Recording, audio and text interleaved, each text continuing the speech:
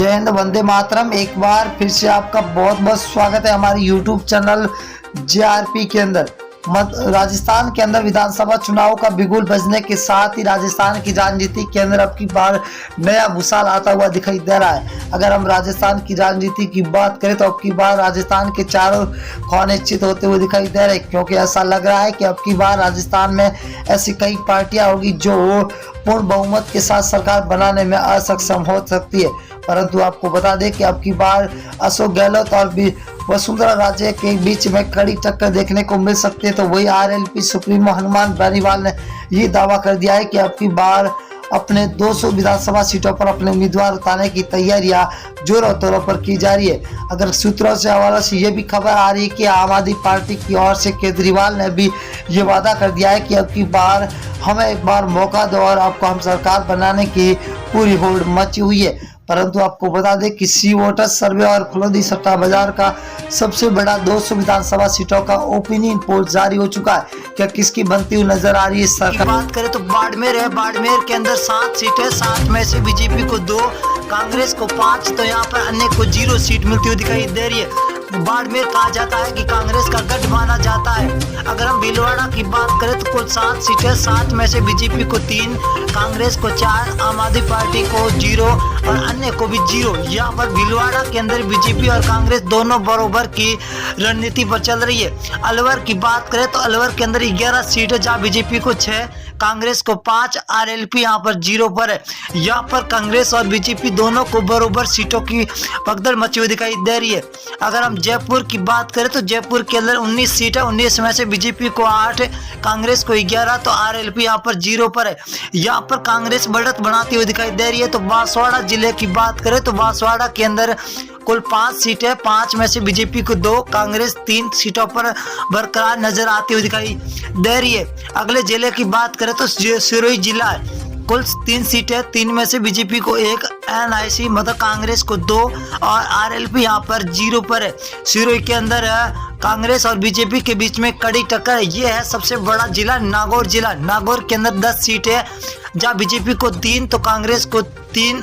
यहाँ पर RLP party Hanuman Beniwal 5 सीटों के साथ सबसे आगे चलते हुए दिखाई दे रहे। अगर हम डूंगरगढ़ की बात करें तो डूंगरगढ़ जिले के अंदर कुल 4 सीटें, यहाँ पर बीजेपी को 1 तो कांग्रेस को 3 सीटें मिलती हुई दिखाई दे रही है। RLP यहाँ पर 0 है।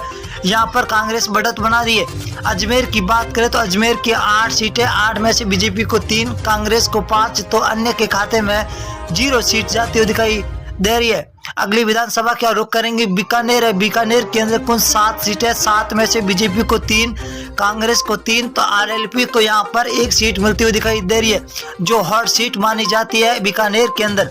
अगर हम 12 जिला की बात करें तो 12 जिले के अंदर कुल 4 सीटें, 4 में से बीजेपी को 1 तो कांग्रेस को 3, RLP यहाँ पर 0 पर है। यहाँ पर कांग्रेस तो सबसे आगे चलती हुई दिखाई दे रही है। अगर हम बात करें भीलवाड़ा की तो कुल 7 सीटें, 7 में से बीजेपी को 3, कांग्रेस को 4, तो RLP 0 पर है। यहाँ पर बीजेपी और कांग्रेस के बीच में सीधी टक्कर होती हुई दिखाई दे रही है। अगर हम भरतपुर की बात करें तो भरतपुर के अंदर कुल 7 सीटें, 7 में से बीजेपी को 2, कांग्रेस 5 सीटों पर है, तो RLP यहाँ पर 0 पर है।